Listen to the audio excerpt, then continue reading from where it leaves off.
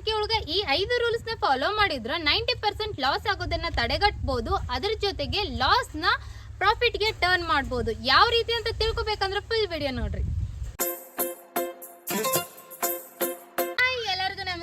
ಎಲ್ರು ಹೆಂಗದಿರಿ? I hope ಎಲ್ರು ಆರಾಮದಿರಿ ಅನ್ಕೊಂಡು ಇವತ್ತಿನ ಈ ವಿಡಿಯೋ ಸ್ಟಾರ್ಟ್ ಮಾಡೋಣ ಅಂತ. ಬಹಳಷ್ಟು ಮಂದಿ ಏನ್ ಮಾಡ್ತಾರ ಅಂದ್ರೆ ಲಕ್ಷಗಟ್ಟಲೆ ಇನ್ವೆಸ್ಟ್ಮೆಂಟ್ ಮಾಡಿ ಕಡೆ ಲಾಸ್ಟ್ ಏನಾಗ್ತಾರ ಲಾಸ್ ಒಳಗೆ ಮುಳುಗಿರ್ತಾರ. ಸೊ ಇದಕ್ಕೆಲ್ಲ ಏನ್ ರೀಸನ್ ಅಪ್ಪ ಅಂತಂದ್ರೆ ಅವರು ಕರೆಕ್ಟ್ ಆಗಿ ಫೀಡ್ ಮ್ಯಾನೇಜ್ಮೆಂಟ್ ಇರೋದಿಲ್ಲ, ಕರೆಕ್ಟ್ ಆಗಿ ಸಿಸ್ಟಮ್ ರೆಡಿ ಮಾಡ್ಕೊಂಡಿರಲ್ಲ ಅವರು ಶೆಡ್ ಒಳಗ. ಅದಾದ್ಮೇಲೆ ಕರೆಕ್ಟ್ ಆಗಿ ಮರಿಗಳ ಅಬ್ಸರ್ವೇಷನ್ ಇರೋದಿಲ್ಲ, ಕೇರ್ ಮಾಡೋದಿಲ್ಲ. ಸೊ ಹಿಂಗಾದಾಗ ನಮ್ಗೆ ಬರೀ ಪ್ರಾಫಿಟ್ ಬೇಕಂತ ಅನ್ಕೊಂಡಾಗ ಇಲ್ಲಿ ಪ್ರಾಫಿಟ್ ಅನ್ನೋದು ನಮ್ಗೆ ಸಿಗೋದಿಲ್ಲ, ಬರೀ ಲಾಸ್ ಆಗುತ್ತೆ. ಸೊ ಇದಕ್ಕೆಲ್ಲ ಏನಪ್ಪಾ ಅಂತಂದ್ರೆ ಫಸ್ಟ್ ರೂಲ್ ನಂಬರ್ 1 ಫಾಲೋ ಮಾಡ್ಕೋರಿ. ರೂಲ್ ನಂಬರ್ 1 ಏನಂದ್ರ ಲಕ್ಷಗಟ್ಟಲೆ ಇನ್ವೆಸ್ಟ್ಮೆಂಟ್ ಮಾಡೋದು ತಡೀರಿ. ಯಾಕಂದ್ರೆ ಈಗ ಏನ್ ಮಾಡ್ತಾರ ಅಂದ್ರೆ ಕೆಲವೊಬ್ರು ಲಕ್ಷಗಟ್ಟಲೆ ಇನ್ವೆಸ್ಟ್ಮೆಂಟ್ ಮಾಡಿ ಹೈಟೆಕ್ ಶೆಡ್ ನ ಕಟ್ಕೋತಾರ. ಸೊ ಅಲ್ಲಿ ಏನಾಗುತ್ತೆ ಅಂದ್ರೆ ಹೈಟೆಕ್ ಶೆಡ್ ಕಟ್ಟಿವಿ ಅಂದ್ರೆ ಅದ್ರ ತಕ್ಕಂತ ಮರಿಗಳನ್ನ ಬಿಡ್ಬೇಕು ಅಂತ ಹೇಳಿ ಒಮ್ಮೆ 60, 70, 80 ಮರಿಗಳ ತನ ಹೈಟೆಕ್ ಶೆಡ್ ಒಳಗೆ ಹಾಕೋತಾರ. ಅವಾಗ ಏನಾಗ್ಬಿಡುತ್ತಂದ್ರ ಅಷ್ಟು ಮರಿಗಳನ್ನ ಹಾಕೊಂಡಾಗ ಕರೆಕ್ಟ್ ಆಗಿ ನಮ್ಗೆ ಫೀಡ್ ಮ್ಯಾನೇಜ್ಮೆಂಟ್ ಹೆಂಗ್ ಮಾಡ್ಬೇಕು ಅನ್ನೋದು ಗೊತ್ತಿರಲ್ಲ ಮರಿಗಳದ್ದು. ಅದಾದ್ಮೇಲೆ ಮರಿಗಳ ಅಬ್ಸರ್ವೇಷನ್ ಮಾಡೋದಕ್ಕೂ ಕಷ್ಟ ಆಗುತ್ತೆ. ಯಾಕಂದ್ರೆ 1-2 ಮರಿಗಳನ್ನ ನೋಡ್ಕೊಳ್ದೇ ಇರೋರು ಒಮ್ಮೆ 60, 70 ಮರಿಗಳನ್ನ ನೋಡ್ಕೋತೀವಿ ಅನ್ನೋದು ಸಾಮಾನ್ಯ ವಿಷಯ ಅಲ್ಲ. ಮತ್ತೆ ಇನ್ನೊಂದು ಏನಾಗ್ಬಿಡುತ್ತಂದ್ರ ಕೆಲವೊಬ್ರು ಹೆಂಗ್ ಮಾಡ್ಬಿಡ್ತಾರಂದ್ರೆ ಹೈಟೆಕ್ ಶೆಡ್ ಕಟ್ಟಿರ್ತಾರ, ಆಮೇಲೆ ಮರಿ ಹಾಕೋದಕ್ಕೂ ದುಡ್ಡಿರಲ್ಲ. ಸೊ ಈ ರೀಸನ್ಗೆ ಅವರು 10-20 ಮರಿಗಳನ್ನ ಹಾಕೊಂಡ್ ಹೋಗ್ತಾರ. ಅವಾಗ ಶೆಡ್ಡಿಗೆ ಹಾಕಿರ್ತಾರಲ್ಲ ಲಕ್ಷಗಟ್ಲೆ ಬಂಡವಾಳ, ಅದನ್ನೆಲ್ಲ ತೆಗಿಯೋದು ಯಾವಾಗ? ಸೊ ಅಲ್ಲಿ ಅವ್ರಿಗೆ ಏನಾಗ್ಬಿಡುತ್ತೆ ಲಾಸ್ ಅನ್ನೋದು ಬರುತ್ತೆ.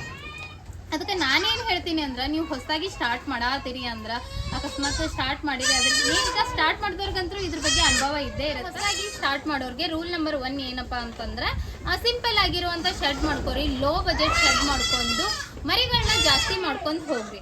ಸೊ ಮರಿಗಳು ಜಾಸ್ತಿ ಆದಂಗೆಲ್ಲ ನಿಮ್ಗೆ ಪ್ರಾಫಿಟ್ ಅನ್ನೋದು ಸಿಗುತ್ತಾ, ನಿಮ್ಗೊಂದು ಕಾನ್ಫಿಡೆನ್ಸ್ ಲೆವೆಲ್ ಬಿಲ್ಡ್ ಆಗುತ್ತೆ.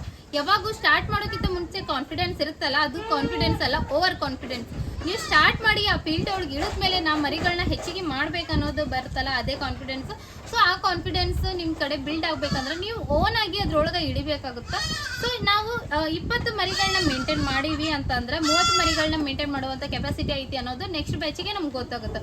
ಸೊ ಅದೇ ರೀತಿ ಬ್ಯಾಚ್ ವೈಸ್ ಸ್ವಲ್ಪ ಮರಿಗಳನ್ನ ಹೆಚ್ಚು ಮಾಡ್ಕೊಂಡು ಹೋಗ್ರಿ. ಹಂಗ ನಾವು ದೊಡ್ಡ ಹೈಟೆಕ್ ಶೆಡ್ನು ಕಟ್ಕೋಬಹುದು.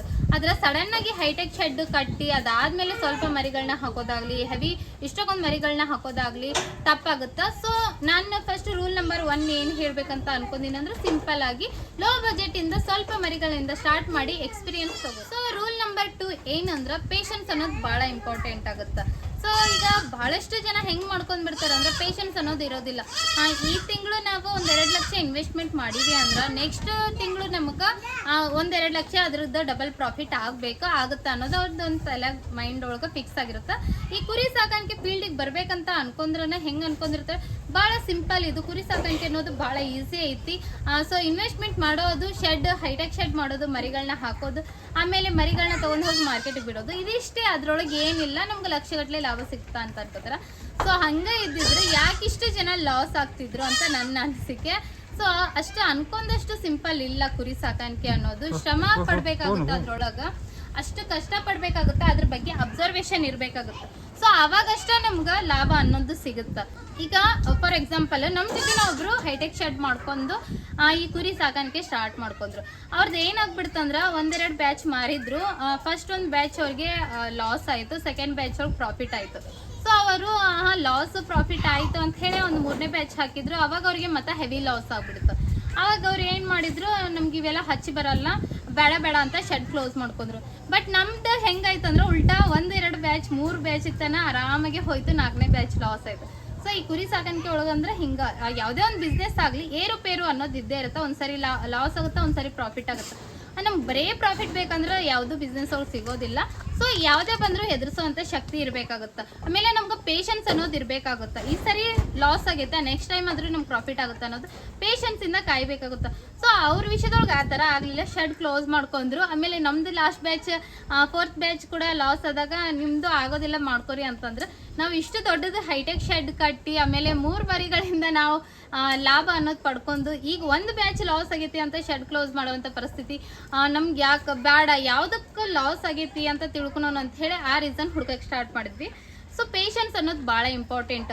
ಅವರು ಏನಾದರೂ ಈಗ ಇಟ್ಕೊಂಡು ಬಂದಿದ್ರ ಯಾರಿಗೆ ಗೊತ್ತು, ಮೇ ಬಿ ಅವ್ರದ್ದು ಒಂದೆರಡು ಬ್ಯಾಚ್ಗಳಿಂದ ಈಗ ಏನು ಅವ್ರಿಗೆ ಪ್ರಾಫಿಟ್ ಅನ್ನೋದು ಸಿಗ್ಬೋದಿತ್ತೇನೋ. ಅದಕ್ಕೆ ಸಡನ್ ಆಗಿ ದುಡುಕ್ಬಾರ್ದು, ಆರಾಮಾಗಿ ಬರಲಿ, ಪ್ರಾಫಿಟ್ ಬರಲಿ ಅನ್ಕೊಂಡು. ಈಗ ಮತ್ತೆ ಇನ್ನೊಂದು ಏನಂದ್ರೆ ಅವ್ರಿಗೆ ಏನಾಯ್ತಂದ್ರೆ 2 ತಿಂಗಳೊಳಗೆ ಮರಿಗಳನ್ನ ಮಾರ್ಬೇಕಂತ ಅವ್ರು ಅನ್ಕೊಂಡಿದ್ರು. ಬಟ್ 2 ತಿಂಗಳೊಳಗೆ ಅವ್ರು ಅನ್ಕೊಂಡಿರೋ ವೇಟ್ ಬರಲಿಲ್ಲ, ಮರಿಗಳು ಸೇಲ್ ಆಗಲಿಲ್ಲ. ಹಂಗಂತ ಅವರು 5 ತಿಂಗಳು ಸಾಕಿದ್ರು. ಸೊ 5 ತಿಂಗಳು ಏನಾಗ್ಬಿಡ್ತಂದ್ರೆ ಫೀಡ್ ಮ್ಯಾನೇಜ್ಮೆಂಟ್, ಫೀಡ್ ಕಾಸ್ಟ್ ಏನಾಯ್ತು ಜಾಸ್ತಿ ಆಯಿತು, ಅದ್ರ ತಕ್ಕಂಥ ಮರಿಗಳು ಸೇಲ್ ಆಗಲಿಲ್ಲ. ಸೊ ಅಲ್ಲಿ ಕೂಡ ಅವ್ರಿಗೆ ಹೊಡೆತ ಕೊಡ್ತು. ಸೊ ಥರ್ಡ್ ರೂಲ್, 3ನೇ ರೂಲ್ ಏನಪ್ಪಾ ಅಂದ್ರೆ feed plus health management. So ಇದು ಮೇನ್ ಒಂದು ಫೌಂಡೇಶನ್ ಇದ್ದಂಗೆ ನಿಮ್ಮ ಕುರಿ ಸಾಕಾಣಿಕೆ ಅಂದ್ರೆ ಹೇಳಿದ್ರೂ ತಪ್ಪಾಗಲ್ಲ. ಬ್ಯಾಕ್ ಬೋನ್ ಇದ್ದಂಗೆ feed management plus health management.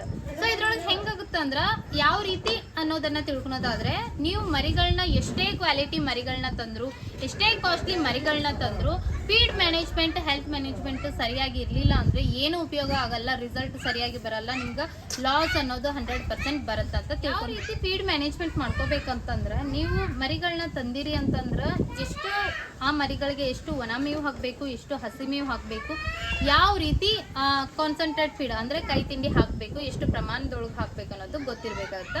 So ಭಾಳಷ್ಟು ಜನ ನಾನು ಈ ಹಸಿ ಮೇವು ಕುರಿಗಳಿಗೆ ಹಾಕೋದ್ರ ಬಗ್ಗೆ ಹೇಳಿದ್ರ, ಅವ್ರು ಏನಂತಾರೆ ಅಂದ್ರೆ ಹಸಿ ಮೇವು ಹಾಕ್ಲೇಬಾರ್ದು ರೀ, ಹೆಂಗೆ ವಿಡಿಯೋ ಮಾಡ್ತೀರಿ, ಇದೆಲ್ಲ ಫೇಕ್ ಹಂಗಿಂಗ್ ಅಂತಾರೆ. ಸೊ ನೀವು ಅದಕ್ಕೊಂದು ಪ್ರೂವ್ ಮಾಡಿ ತೋರಿಸ್ರಿ ನಮ್ಗೆ. ಹಸಿ ಮೇವು ಹಾಕ್ಲೇಬಾರ್ದು, ಮರಿಗಳಿಗೆ ತಿನ್ಲೇಬಾರ್ದು ಅಂತದ್ದು ಅನ್ನೋದೇ ಆದ್ರೆ ಎಲ್ಲಿ ಐತಿ ಹಸಿ ಮೇವು ಕಡ್ಡಾಯವಾಗಿ ಮರಿಗಳಿಗೆ ಹಾಕ್ಲೇಬಾರ್ದು ಅಂತ ತೋರಿಸ್ರಿ. ಆ್ಯಂಡ್ ಹೇಳ್ಬೇಕಂದ್ರೆ ಕಡ್ಡಾಯವಾಗಿ ಯಾವುದೇ ಒಂದು ಪ್ರಾಣಿಗಾಗ್ಲೂ ಹಸಿ ಮೇವು ಮತ್ತು ಒಣ ಮೇವು ಎರಡೂ ಕೊಡಲೇಬೇಕಾಗುತ್ತೆ. ಮನುಷ್ಯ ಆಗಲಿ ಅಥವಾ ಯಾವುದೇ ಕುರಿ ಮೇಕೆ ದನ ಆಗಲಿ ಹಸಿ ಮೇವು ಎಷ್ಟು ಕೊಡ್ತೀವಲ್ಲ ಅಷ್ಟು ಒಳ್ಳೆಯದು. ಸೊ ಇದು ಆದರೂ ಫ್ಯಾಟ್ನಿಂಗ್ ಒಳಗೆ ನಾನು ಹೇಳ್ತೀನಿ, ನಾವು ಕುರಿ ಸಾಕಾಣಿಕೆ ಫ್ಯಾಟ್ನಿಂಗ್ ಮಾಡೋ ಮುಂದೆ ಹಸಿ ಮೇವು ಕಡಿಮೆ ಕೊಡ್ತಿದ್ವಿ. ರೀಸನ್ ಇಷ್ಟ, ಹಸಿ ಮೇವುಕ್ಕಿಂತ ಜಾಸ್ತಿ ಆ ಒಣ ಮೇವು ಕೊಟ್ರೆ ಮರಿಗಳು ಫ್ಯಾಟ್ ಚಲೋ ಬರ್ತಾವ, ಹೆಲ್ದಿ ಆಗಿರ್ತಾವ ಅಂತ ಹೇಳಿ. ಸೊ ಹಸಿ ಮೇವು ಒಂದು ರೀಸನ್ಗೆ ಏನು ಕೊಡ್ತಿದ್ದಿಲ್ಲ ಅಂದ್ರೆ, ಸಡನ್ ಆಗಿ ಇವು ಏನು ಹಸಿ ಮೇವು ತಿಂದಿದ್ದಿಲ್ಲ ಅಂದ್ರೆ ಲೂಸ್ ಮೋಷನ್ ಆಗೋಕೆ ಸ್ಟಾರ್ಟ್ ಮಾಡ್ತೈತಿ, ಡೈಜೆಷನ್ ಒಳಗೆ ಸ್ವಲ್ಪ ಇನ್ಬ್ಯಾಲೆನ್ಸ್ ಆಗುತ್ತೆ ಅನ್ನೋ ರೀಸನ್ಗೆ ಹಸಿ ಮೇವು ಕೊಡ್ತಿರ್ಲಿಲ್ಲ. ಅದನ್ನ ಬಿಟ್ಟರೆ ಈಗಿರುವಂಥ ಕುರಿಗಳಿಗೆ ನಾವು ಡೈಲಿ ರೆಗ್ಯುಲರ್ ಆಗಿ ಹಸಿ ಮೇವು ಕೊಡ್ತೀವಿ ಒನ್ ಟೈಮ್. ಈಗ ನಮ್ಗೆ ಆ ಯಾವ ಪ್ರಾಬ್ಲಮ್ಸನ್ನು ನಾವು ಫೇಸ್ ಮಾಡಿಲ್ಲ. ಸೊ ಈ ಹಸಿ ಮೇವು ಬಗ್ಗೆ ಹೇಳ್ಬೇಕಂದ್ರೆ, ಕುರಿಗಾರರೆಲ್ಲ ಕುರಿಗಳನ್ನೇ ಮೇಂಟೈನ್ ಮಾಡ್ಕೊಂಡು ಹೊಲ ಎಲ್ಲ ಅಡ್ಡಾಡ್ಸ್ಕೊಂಡು ಮೇಯಿಸ್ಕೊಂಡು ಬರ್ತಾರೆ. ಸೊ ಅಲ್ಲಿ ಯಾವಕ್ಕೂ ಒಣ ಮೇವು ಸ್ಟಾಕ್ ಇಟ್ಟಿರಲ್ಲ, ಅವು ಹಸಿ ಮೇವೇ ತಿಂದು ಬಂದು ಶೆಡ್ ಒಳಗಿರ್ತಾವ. ಸೊ ಈ ರೀಸನ್ಗೆ ಹಸಿ ಮೇವು ಒಣ ಮೇವು ಎರಡೂ ಹಾಕಬೇಕಾಗುತ್ತೆ ಮರಿಗಳಿಗೆ. ಸೊ ನೀವು ಹಸಿ ಮೇವಾದ್ರೂ ಹಾಕಲಿ ಅಥವಾ ಒಣ ಮೇವಾದ್ರೂ ಹಾಕಲಿ, ಎಷ್ಟು ಪ್ರಮಾಣದೊಳಗೆ ಒಂದು ಮರಿ ತಿನ್ನುತ್ತಾ, ಎಷ್ಟು ಪ್ರಮಾಣದೊಳಗೆ ನಾವು ಹಾಕಬೇಕಾಗುತ್ತಾ, ಅಥವಾ ಹಾಕಿದ ಮೇಲೆ ಮರಿಗಳು ಇಷ್ಟಪಟ್ಟು ತಿಂತಾವ ಇಲ್ಲ, ತಿನ್ನಲಿಲ್ಲ ಅಂದ್ರೆ ಅದಕ್ಕೇನು ಸೊಲ್ಯೂಷನ್ ತೊಗೋಬೇಕಾಗುತ್ತಾ ಅನ್ನೋದನ್ನ ಅಬ್ಸರ್ವ್ ಮಾಡಬೇಕಾಗುತ್ತಾ. ಯಾಕಂದ್ರೆ ಭಾಳಷ್ಟು ಕಡೆ ಮರಿಗಳು ಒಣ ಮೇವು ತಿನ್ನೋದು ಸ್ವಲ್ಪ ಅವಾಯ್ಡ್ ಮಾಡ್ತಾವ. ಸೊ ಆ ರೀಸನ್ಗೆ ಸ್ವಲ್ಪ ಏನು ಮಾಡ್ಬೋದು ಅಂತ ಹೇಳಿ ಅದನ್ನು ಅಬ್ಸರ್ವೇಷನ್ ಮಾಡಬೇಕಾಗುತ್ತೆ. ಇನ್ನು ಮೇನ್ ಪಾಯಿಂಟು ಫ್ಯಾಟ್ನಿಂಗ್ ಒಳಗೆ ಕುರಿ ಸಾಕಾಣಿಕೆ ಒಳಗೆ ಅಂತಂದ್ರೆ, ಮರಿಗಳು ವೇಟ್ ಬರ್ಬೇಕಂದ್ರೆ ಕಾನ್ಸಂಟ್ರೇಟ್ ಫೀಡ್ ಅಂದ್ರೆ ಕೈ ತಿಂಡಿ ಅನ್ನೋದು ಭಾಳ ಇಂಪಾರ್ಟೆಂಟ್ ಆಗುತ್ತೆ. ಅದಕ್ಕೆ ನೀವು ಬ್ಯಾಲೆನ್ಸಿಂಗ್ ಫೀಡ್ ಕೊಡಬೇಕಾಗುತ್ತೆ, ಅಂದ್ರೆ ಪ್ರೋಟೀನ್ ಪ್ಲಸ್ ಎನರ್ಜಿ ಇರುವಂಥ ಫೀಡ್ ಕೊಡಬೇಕಾಗುತ್ತೆ. ಈಗ ಕೆಲವೊಂದಿಷ್ಟು ಜನ ಹೆಂಗೆ ಮಾಡ್ತಾರೆ ಅಂದ್ರೆ ರ್ಯಾಂಡಮ್ ಆಗಿ ಹಾಕ್ಬಿಡ್ತಾರೆ, ಅಂದ್ರೆ ಇಷ್ಟೇ ಪ್ರಮಾಣದೊಳಗೆ ಇದನ್ನ ಹಾಕ್ಬೇಕು ಅನ್ನೋದು ಇರೋದಿಲ್ಲ ಅವ್ರಿಗೆ. ಮಿಕ್ಸ್ ಒಂದಿಷ್ಟು ಹಾಕಿ ತಗೊಂಡು ಅದನ್ನ ಕೈ ತಿಂಡಿ ಮಾಡ್ಕೊಂಡು ಹಾಕ್ಬಿಡ್ತಾರೆ. ಇನ್ನು ಕೆಲವೊಂದು ಜನ ಏನು ಮಾಡ್ತಾರೆ ಅಂದ್ರೆ, ಸುಮ್ಮನೆ ಒಂದೊಂದು ಶೆಡ್ ವಿಸಿಟ್ ಮಾಡ್ದಂಗೆಲ್ಲ ಇಷ್ಟು ಪ್ರಮಾಣದೊಳಗೆ ಇದನ್ನ ಕೊಡಬೇಕು, ಬರೀ ಮೆಕ್ಕೆಜೋಳ ಅಥವಾ ಗೋಧಿ, ಸಜ್ಜಿ, ಜೋಳ ಇವೆಲ್ಲ ಕೊಡೋಣ ಅಂತ ಹೇಳಿ ಮಿಕ್ಸ್ ಮಾಡ್ಕೊಂಡು ಅವುಗಳಿಗೆ ಕೊಟ್ಬಿಡ್ತಾರೆ. ಸೊ ಹಿಂಗೆಲ್ಲ ಆದ್ರೆ ಫ್ಯಾಟ್ನಿಂಗ್ ಒಳಗೆ ಫ್ಯಾಟ್ ಅಥವಾ ಮರಿಗಳು ವೇಟ್ ಗೇನ್ ಆಗೋದಿಲ್ಲ ಸರಿಯಾಗಿ. ಸೊ ಬ್ಯಾಲೆನ್ಸಿಂಗ್ ಫೀಡ್ ಅನ್ನೋದು ಭಾಳ ಇಂಪಾರ್ಟೆಂಟ್ ಆಗುತ್ತೆ. ಯಾವುದೇ ಒಂದು ಫೀಡ್ ಕೊಡ್ರಿ, ಮರಿಗಳಿಗೆ ಬ್ಯಾಲೆನ್ಸಿಂಗ್ ಆಗಿ ಕೊಡ್ರಿ ಅಂತ ಹೇಳಿ. ಸೊ ಇನ್ನೊಂದು ಏನಂದ್ರೆ health management. So health management ಯಾವ ರೀತಿ ಮಾಡ್ಕೋಬೇಕಂದ್ರೆ, ಸೊ ಇದು ಅಬ್ಸರ್ವೇಷನ್ ಅನ್ನೋದು ಭಾಳ ಇಂಪಾರ್ಟೆಂಟ್ ಆಗುತ್ತೆ ಮರಿಗಳೊಳಗೆ. ಹೆಲ್ತ್ ಅಬ್ಸರ್ವೇಷನ್ ಒಳಗೆ ಮರಿಗಳು ಸಣ್ಣದಾಗಿ ಏನಪ್ಪ ಅಂದ್ರೆ ಫುಡ್ ತಿಂತಾವ ಇಲ್ಲ, ನೀರು ಕುಡಿತಾವ ಇಲ್ಲ, ಮರಿ ಸ್ವಲ್ಪ ಸುಸ್ತೈತೆ, ಸೈಡಿಗೆ ನಿಂತೈತೆ, ಆಕ್ಟಿವ್ ಐತೆ ಇಲ್ಲ ಅಂತ ಹೇಳಿ ಇಷ್ಟೇ ನೋಡ್ಕೊಂಡು, ಮರಿಗಳು ಸ್ವಲ್ಪ ಏನಾರ ನಿಮ್ಗೆ ಸುಂದ್ ಅನ್ಸಾತು, ಸ್ವಲ್ಪ ಸುಸ್ತು ವೀಕ್ ಅನ್ಸಾತೈತಿ, ಮರಿಗಳು ಫುಡ್ ತಿನ್ನತ್ತಿಲ್ಲ ಅನ್ಸಾತೈತಿ ಅಂದ್ರೆ ಇಮ್ಮಿಡಿಯೇಟ್ ಆಗಿ ಅದಕ್ಕೆ ಟ್ರೀಟ್ಮೆಂಟ್ ಕೊಡುವಂಥ ವ್ಯವಸ್ಥೆ ಮಾಡಬೇಕಾಗುತ್ತೆ. ಸೊ ನಿಮಗೆ ಕೊಡೋಕೆ ಬಂದ್ರೆ ನೀವೇ ಕೊಡ್ರಿ, ಕೊಡೋಕೆ ಬರಲಿಲ್ಲ ಅಂದ್ರೆ ಇಮಿಡಿಯೇಟ್ ಆಗಿ ಅದಕ್ಕೆ ಬೇರೆ ಯಾರು ಟ್ರೀಟ್ಮೆಂಟ್ ಕೊಡ್ತಾರೋ ಕೊಡಿಸೋ ಪ್ರಯತ್ನ ಮಾಡಿರಿ. ಇನ್ನೇದಾಗಿ ಬರೋದ ಡಿವಾರ್ಮಿಂಗ್. ಸೊ ಡಿವಾರ್ಮಿಂಗ್ ಅಂದ್ರೆ ಏನಂತ ಭಾಳಷ್ಟು ಜನಕ್ಕೆ ಗೊತ್ತಿಲ್ಲ. ಡಿವಾರ್ಮಿಂಗ್ ಅಂದ್ರೆ ಜಂತು ಹುಳುಗಳ ನಾಶಕ. ಮರಿ ಸಣ್ಣದಿರ್ಲಿ ದೊಡ್ಡದಿರ್ಲಿ ಡಿವಾರ್ಮಿಂಗ್ ಕಡ್ಡಾಯವಾಗಿ ಮಾಡಿಸ್ಲೇಬೇಕಾಗುತ್ತೆ, ಜಂತು ಹುಳುಗಳನ್ನ ನಿವಾರಣೆ ಮಾಡಲೇಬೇಕಾಗುತ್ತೆ. ಸೊ ಇಲ್ಲಿ ಏನಾಗ್ಬಿಡುತ್ತಂದ್ರೆ ಸ್ವಲ್ಪ ಏನಾದರೂ ಹೆಚ್ಚು ಕಮ್ಮಿ ಆಯಿತು, ಮರಿ ಹೊಟ್ಟೆಯೊಳಗೆ ಜಂತು ಹುಳುಗಳು ಇದ್ದು ಅಂದ್ರೆ ನೀವು ಯಾವುದೇ ರೀತಿಯ ಫುಡ್ ಕೊಟ್ಟರು, ಯಾವುದೇ ರೀತಿಯ ಫೀಡ್ ಕೊಟ್ಟರು, ಒಣ ಮೇವು ಹಸಿ ಮೇವು ಏನೇ ಕೊಡ್ರಿ ಅದು ಕರೆಕ್ಟಾಗಿ ಪ್ರಾಪರಾಗಿ ಮರಿ ಬೇಟ್ಗೇನು ಬರೋದಿಲ್ಲ. ಆಮೇಲೆ ವೀಕ್ ಹಾಕೊಂಡು ಹೋಗುತ್ತಾ, ಅನಾರೋಗ್ಯದ ಸಮಸ್ಯೆಗಳು ಕೂಡ ಭಾಳ ಹಾಕೊಂಡು ಹೋಗ್ತವೆ. ಸೊ ಅದಕ್ಕೆ ಏನು ಮಾಡಬೇಕು, ಕಡ್ಡಾಯವಾಗಿ ಡಿವಾರ್ಮಿಂಗ್ ಮಾಡಿರಿ, ಮರಿ ದೊಡ್ಡವು ಇರಲಿ ಸಣ್ಣ ಇರಲಿ. ಹಾಗಿದ್ದ ಕಂಪಲ್ಸರಿಯಾಗಿ ಲಿವರ್ ಟಾನಿಕ್ ಹಾಕಬೇಕಾಗುತ್ತೆ. ಯಾಕಂದ್ರೆ ಡಿವಾರ್ಮಿಂಗ್ ಆಗಿಂದ ಹೊಟ್ಟೆಯೊಳಗೆ ಲಿವರ್ ಮೇಲೆ ಸ್ವಲ್ಪ ಪ್ರೆಷರ್ ಬಿದ್ದಿರುತ್ತೆ. ಸೊ ಆ ರೀಸನ್ಗೆ ಲಿವರ್ ಟಾನಿಕ್ ಹಾಕಬೇಕಾಗುತ್ತೆ. ಸೊ ಲಿವರ್ ಏನಾದರೂ ಸ್ವಲ್ಪ ಡ್ಯಾಮೇಜ್ ಆದರೂ ಕೊಟ್ಟಿರುವಂಥ ಫೀಡು ಕರೆಕ್ಟಾಗಿ ಪ್ರಾಪರಾಗಿ ಡೈಜೆಷನ್ ಆಗೋದಿಲ್ಲ, ಸೊ ಇನ್ಬ್ಯಾಲೆನ್ಸ್ ಆಗುತ್ತೆ. ಸೊ ಅದಕ್ಕೆ ನಾವೇನಾಗುತ್ತೆ ಅಂದ್ರೆ ಡಿವಾರ್ಮಿಂಗ್ ಆಗಿ 2 ರಿಂದ 3 ದಿನ ಆದಮೇಲೆ ಕಂಪಲ್ಸರಿಯಾಗಿ ಲಿವರ್ ಟಾನಿಕ್ ಸ್ಟಾರ್ಟ್ ಮಾಡ್ಕೊರಿ. ಇದರಿಂದ ಮರಿ ಲಿವರ್ ಹೆಲ್ತಿ ಆಗಿರುತ್ತೆ, ಸ್ಟ್ರಾಂಗ್ ಆಗಿರುತ್ತೆ. ಸೊ ಇದು ಭಾಳಷ್ಟು ಜನ ಹೇಳ್ತಾರೆ ಲಿವರ್ ಟಾನಿಕ್ ಹಾಕೋದ್ರಿಂದ ಮರಿಗಳು ವೇಟ್ ಗೇನ್ ಆಗ್ತವೆ ಅಂತ ಹೇಳಿ. ಇಲ್ಲ, ಲಿವರ್ ಕರೆಕ್ಟಾಗಿ ವರ್ಕ್ ಮಾಡ್ತಂದ್ರೆ, ಪ್ರಾಪರಾಗಿ ಡೈಜೆಷನ್ ಆಯ್ತಂದ್ರೆ ಮರಿಗಳು ಇನ್ನೂ ಹೆಚ್ಚಾಗಿ ಫೀಡ್ ತಿಂತಾವು, ಅದರಿಂದ ಚೆನ್ನಾಗಿ ವೇಟ್ ಗೇನ್ ಬರ್ತಾವೆ. ಈ ರೀಸನ್ಗೆ ಕಂಪಲ್ಸರಿ ಆಗಿ ಪ್ರತಿ ತಿಂಗಳು ನೀವು ಮರಿ ಇಟ್ಕೊಂಡಿರುವಂಥ ಅಷ್ಟು ದಿನಾನು ತಿಂಗಳಿಗೆ ಒಂದು 5 ರಿಂದ 10 ದಿನ ಲಿವರ್ ಟಾನಿಕ್ಗೆ ಕಂಪಲ್ಸರಿ ಆಗಿ ಹಾಕ್ರಿ. ಇದರಿಂದ ಮರಿಗಳು ಚಲೋ ಆಗಿ ಬೆಳವಣಿಗೆ ಬರ್ತಾವೆ. ಅದ್ರ ಜೊತೆಗೆ ವ್ಯಾಕ್ಸಿನೇಷನ್ಗಳು ಇರ್ತಾವೆ. ಸೊ ಟೈಮ್ ಟು ಟೈಮ್ ಇದೇ ತಿಂಗಳೊಳಗೆ ಇಷ್ಟು ತಿಂಗಳು ಬಿಟ್ಟು ವ್ಯಾಕ್ಸಿನೇಷನ್ ಹಾಕೋದಿರುತ್ತೆ. ಸೊ ಅಷ್ಟು ತಿಂಗಳಿಗೊಮ್ಮೆ ಕಡ್ಡಾಯವಾಗಿ ವ್ಯಾಕ್ಸಿನೇಷನ್ ಹಾಕಿಸ್ಕೊಂಡು ಹೋಗ್ರಿ.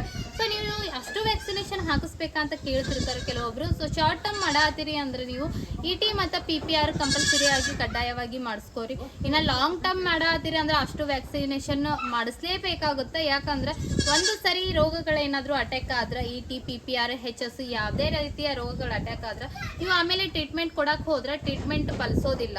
ಅದಕ್ಕೆ ಸೊಲ್ಯೂಷನ್ ಏನಂತಂದ್ರೆ, ಈ ಎಲ್ಲ ರೋಗಗಳಿಗೂ ಸೊಲ್ಯೂಷನ್ ಏನಂದ್ರೆ ವ್ಯಾಕ್ಸಿನೇಷನ್. ಅದು ರೋಗ ಬರೋದಕ್ಕಿಂತ ಮುಂಚೆ ಅಷ್ಟೇ ವ್ಯಾಕ್ಸಿನೇಷನ್ ಹಾಕ್ಸಿದ್ರೆ ಅಷ್ಟೇ ನಿಮ್ಗೆ ಅದು ಎಫೆಕ್ಟ್ ಆಗುತ್ತೆ. ಸೊ ಈ ಹೆಲ್ತ್ ಮ್ಯಾನೇಜ್ಮೆಂಟ್ ಒಳಗೆ ಡಿವಾರ್ಮಿಂಗ್, ಲಿವರ್ ಟಾನಿಕ್, ವ್ಯಾಕ್ಸಿನೇಷನ್ ಇವೆಲ್ಲ ಕಂಪಲ್ಸರಿಯಾಗಿ ಮಾಡಿಸ್ಕೊಂಡಿರಿ. ಈಗ 4th ರೂಲ್ ಏನಪ್ಪಾ ಅಂತಂದ್ರೆ, ನಾವೇ ಓನಾಗಿ ಕೆಲಸ ಮಾಡಬೇಕು, ಯಾರ ಮೇಲೇನೂ ಅವಲಂಬಿತವಾಗಿ ಇರಬಾರ್ದು ಅಂತ. ಸೊ ಯಾವ ರೀತಿ ಅಂತಂದ್ರೆ, ಕೆಲವೊಬ್ರು ಈಗ ಕುರಿ ಸಾಕಾಣಿಕೆ ಸ್ಟಾರ್ಟ್ ಮಾಡ್ಬೇಕು ಅನ್ನೋದೊಂದು ಡ್ರೀಮ್ ಇರುತ್ತಾ ಅಥವಾ ಕನಸ್ಕೊಂಡಿರ್ತಾರೆ, ಇದನ್ನ ಮಾಡ್ಲೇಬೇಕು ಅಂತ ಸ್ಟಾರ್ಟ್ ಮಾಡಿಬಿಡ್ತಾರೆ. ಯಾವ ರೀತಿ ಅಂದ್ರೆ ಸ್ಟಾರ್ಟ್ ಮಾಡಿದ್ಮೇಲೆ ಅವ್ರು ಕೆಲಸ ಮಾಡೋಕೆ ಫುರ್ಸತ್ ಇರೋದಿಲ್ಲ, ಟೈಮ್ ಇರೋದಿಲ್ಲ.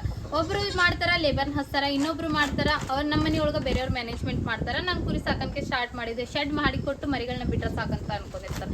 ಇನ್ನೂ ಕೆಲವೊಂದಿಷ್ಟು ಜನ ಸೈಡ್ ಬಿಸ್ನೆಸ್ ಆಗಿ ಸ್ಟಾರ್ಟ್ ಮಾಡ್ಕೊಂಡು ಲೇಬರ್ನು ಹಚ್ಚಿದವ್ರು ಇರ್ತಾರೆ. ಸೊ ಹಿಂಗೆಲ್ಲ ಆದಾಗ ಏನಾಗ್ಬಿಡುತ್ತಾ, ನೀವು ಒಂದು ನೆನ್ಪಿಟ್ಕೊಂಡ್ ಬಿಡ್ರಿ, ಲೇಬರ್ ವರ್ಕ್ ಮಾಡೋದು ಬರೇ ಪೇಮೆಂಟ್ ಸಂಬಂಧ. ಅವರು ಅದನ್ನ ರಿಸ್ಕ್ ತಗೊಳ್ಳೋದಿಲ್ಲ, ಓನ್ ರಿಸ್ಕ್ ತಗೊಳ್ಳೋದಿಲ್ಲ. ಆದ್ರೆ ನೀವು ಆ ಫೀಲ್ಡಿಗೆ ಇಳಿದು ಕೆಲಸ ಮಾಡೋದು ರೀಸನ್ ಬೇರೆ ಇರುತ್ತೆ. ಅಂದ್ರೆ ನಿಮ್ದು ಇನ್ವೆಸ್ಟ್ಮೆಂಟ್ ಇರುತ್ತೆ, ಅದ್ರ ತಕ್ಕಂತ ನಾವು ಅದನ್ನ ಲಾಭ ಪಡ್ಕೋಬೇಕು ಅನ್ನೋ ನೆಸೆಸಿಟಿನೂ ಇರುತ್ತೆ. ಸೊ ಈ ರೀಸನ್ಗೆ ಏನಾಗುತ್ತೆ ಅಂದ್ರೆ, ಬೇರೆಯವ್ರ ಮೇಲೆ ನೀವು ಅವಲಂಬಿತವಾಗಿ ಆಗಿರ್ಬೇಡ್ರಿ, ಬೇರೆಯವ್ರನ್ನ ಜಾಸ್ತಿ ನಂಬಕ್ ಹೋಗ್ಬೇಡ್ರಿ. ನೀವು ಈ ಫೀಲ್ಡ್ ಒಳಗೆ ಇಳಿದು ವರ್ಕ್ ಮಾಡ್ತೀನಿ, ನಾನು ಎಷ್ಟೇ ಕಷ್ಟ ಆದರೂ ಇದ್ರ ಬಗ್ಗೆ ತಿಳ್ಕೊತೀನಿ, ಇದು ಕೆಲಸ ನಾನು ಸ್ಟಾರ್ಟ್ ಮಾಡ್ಕೋತೀನಿ ಅಂದ್ರೆ ಅಷ್ಟೇ ನೀವು ಈ ಕೆಲಸ ಸ್ಟಾರ್ಟ್ ಮಾಡಿ. ಕುರಿ ಸಾಕಾಣಿಕೆ ಆಗಲಿ, ಯಾವುದೇ ಒಂದು ಬಿಸ್ನೆಸ್ ಆಗಲಿ, ನೀವು ಇಳಿದು ಆ ಫೀಲ್ಡ್ ಒಳಗೆ ಇಳಿದು ಮಾಡ್ತೀನಿ ಅಂದ್ರೆ ಅಷ್ಟೇ ನೀವು ಸ್ಟಾರ್ಟ್ ಮಾಡ್ಕೊರಿ. ಸೊ ಬೇರೆ ಯಾರ್ದೋ ಮೇಲೆ ಡಿಪೆಂಡ್ ಆಗಿ ಈ ಬಿಸ್ನೆಸ್ಗೆ ಬರಕ್ಕೆ ಹೋಗಿ. ಈಗ rule number 5, marketing timing. So ಯಾವ ಟೈಮ್ ಒಳಗೆ ನಾವು ಮಾರ್ಕೆಟಿಂಗ್ ಮಾಡಬೇಕು, ಮರಿಗಳನ್ನ ಸೇಲ್ ಮಾಡ್ಬೇಕು ಅನ್ನೋದು ಮೈಂಡ್ ಔಟ್ ಫಿಕ್ಸ್ ಮಾಡಿ ಇಟ್ಕೋಬೇಕಾಗುತ್ತಾ.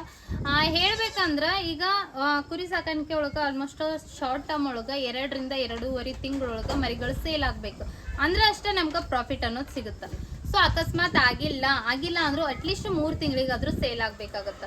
ಇಲ್ಲಪ್ಪ ನಮ್ಮ 3 ತಿಂಗಳಿಗೂ ಆಗಿಲ್ಲ ಅಂದ್ರೆ 4 ತಿಂಗಳು 5 ತಿಂಗಳು ಇಟ್ಕೊಂಡು ಹೋದಂಗೆಲ್ಲ, ಟೈಮ್ ಜಾಸ್ತಿ ಆದಂಗೆಲ್ಲ ನಮ್ಗೆ ಅಲ್ಲೇ ಫೀಡ್ ಕಾಸ್ಟ್ ಜಾಸ್ತಿ ಆಗುತ್ತೆ. ಅವಾಗ ಏನಾಗ್ಬಿಡುತ್ತೆ ಅಂದ್ರೆ ನಮ್ಗೆ ಸ್ವಲ್ಪ ಹೊಡ್ತಾ ಬಿಡುತ್ತೆ. ತಕ್ಕಂತ ಹೋಗ್ಲಿಲ್ಲ ಅಂದ್ರೆ ಫೀಡ್ ಕಾಸ್ಟ್ ಜಾಸ್ತಿ ಆಯ್ತಂದ್ರೆ ಸ್ವಲ್ಪ ಹೊಡ್ತಾ ಬಿದ್ದು ಲಾಸ್ ಆಗೋ ಚಾನ್ಸಸ್ ಇರುತ್ತೆ.